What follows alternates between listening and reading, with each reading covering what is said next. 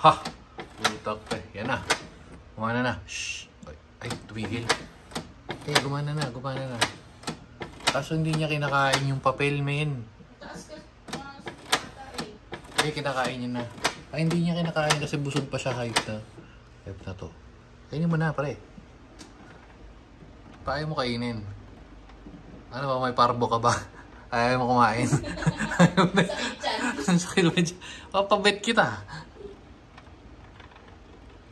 Okay, yun no. Musta? So, bago tayo pumunta kung saan-saan, unbox ko na lang or buksan lang natin to na make sure. Yun, ito ang hinahanap ko.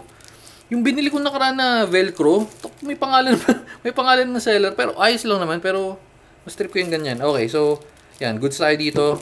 Tapos, yan, bumili tayo ng mga cable organizer kasi yung mga kable natin is nakakalat-kalat na. So, yan. Okay naman, black.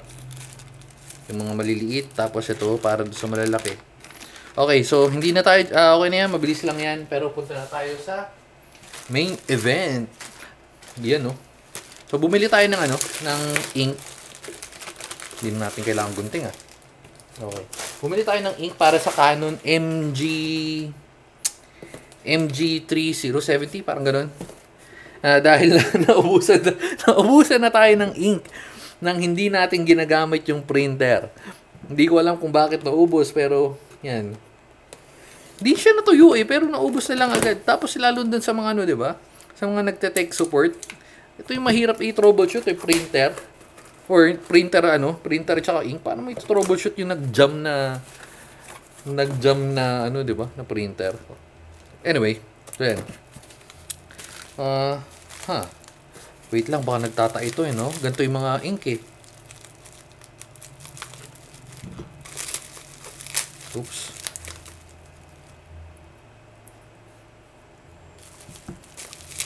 Baka sumabog. Kasi mga sinaunang panahon yung ink. Okay, nakabox naman pala. Yung mga unang panahon. Wait. Ano to? Refillable? Ako maglalagay, ganon? Okay. Akala ko nakalagay na. Ano pala to? Self-service, Okay. So, red. And black. Okay, so ito yung cartridge. Well, papakita ko sa inyo yung dating cartridge. Wait lang, hindi, buksan muna natin to. Hindi, may laman na. So, refill. May laman na nga. Wait.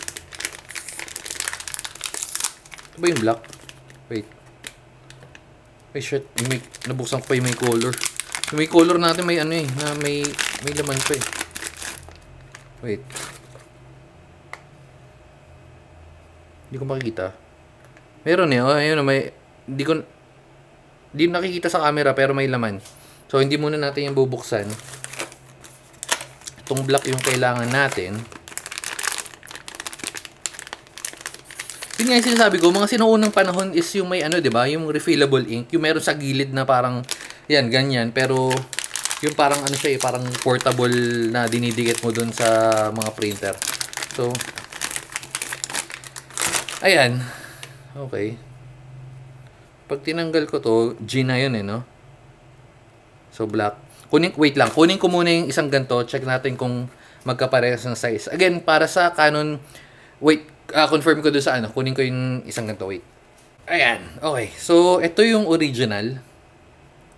Yan 745 and ito is 745 XL. Well, as per their kiniklaim nila is yung 7XL.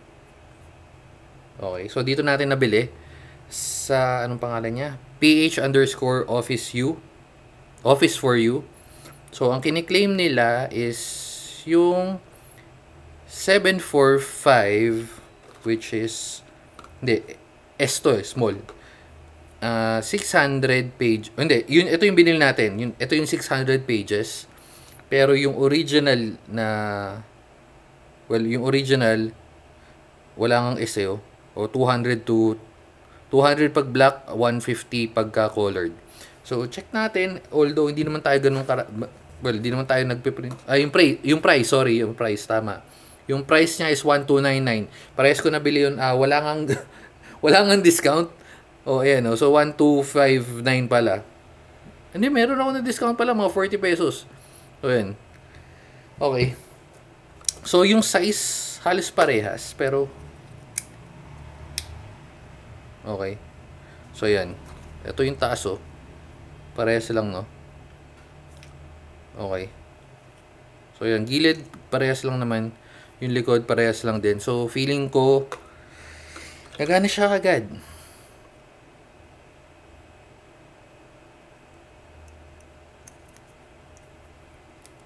Uy! ASMR. Okay. So, lagay na natin to dun at mag-test na tayo ng print. Okay? So, yan. Since, again, hindi siya, since ito yung parang, hindi ko masabing class A, pero refillable ink diba? So, yan. Ink cartridges. Saan ka nga magre-refill nito?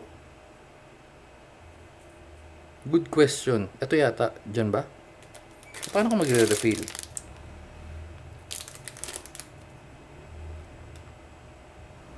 So, tatanong natin sa seller kung paano tayo magre-refill, pero feeling ko dito. Okay. Ayun, replaces for cartridge.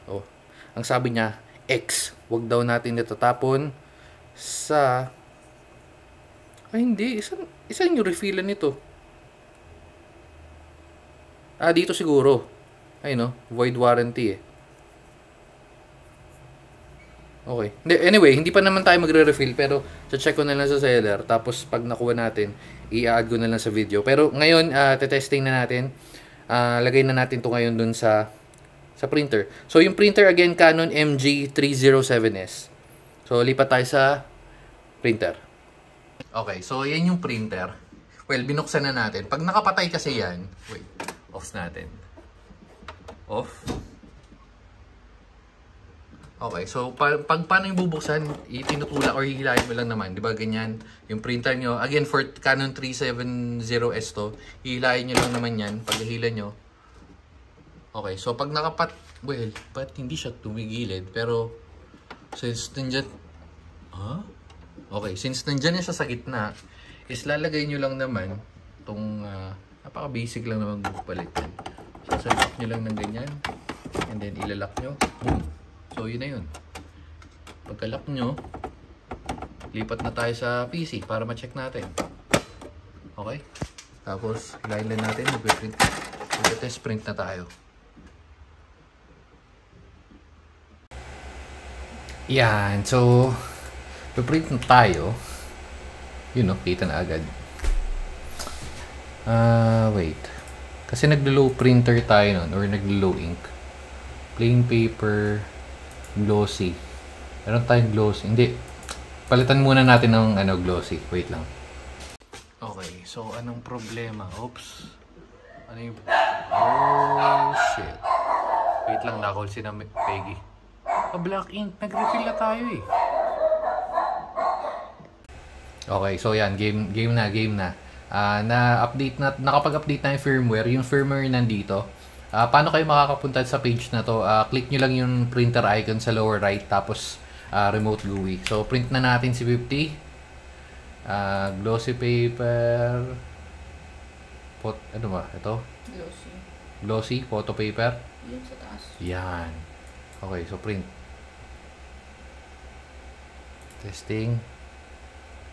Dapat ako narinig yun na yata. Okay, so check natin. Okay, yan. Nagpalit na tayo ng papel, ang glossy. Print na natin. Full page. Game. Oh, needs a problem. Ano yung problema mo, Canon printer? Wait lang, may problema daw yung Canon natin. Bakit? So, check natin yung printer. Kita mo, kailangan lang pala takutin eh. Ayun di kinain niya.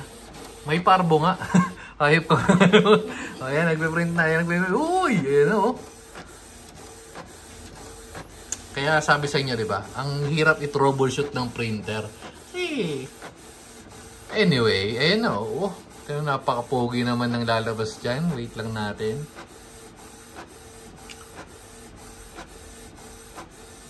Yan o. Yan o. Yan o. Yan o. So, mayroon na tayong di-display dito kay 50. Parang siyang empleyado ng Starbucks. So, hindi pala Starbucks. Uy! Lalaglag. Star Pops. Oops, napaka-pogi ni 50. Tingnan naman. Ay, glossy. Pero yan, di ba? Dahil sa sobrang dilim niya, hindi siya makita. Hindi nga siya makita. Pero yan, di ba? Yung edit mo yung mukha niya. Ano gagawin ko? Sa Photoshop lang. Ano gagawin? Papaputayin siya. yung details, gano'n. Ay, okay na yan. Pero importante na print na siya. Gumagana na yung printer. Diba? So, okay na yan. Dito na natin tatapusin yung video. Edit na lang natin. Basta gumagana na. Okay? Takpan mo na. 3, 2, 1. Okay, so yan. Tingnan nyo. Ito yung dati si 50. Ayun na yung 15 pinaputi. Ito yung 15 maitim. Oops! Nag-gluta, silka papaya. Okay na yan.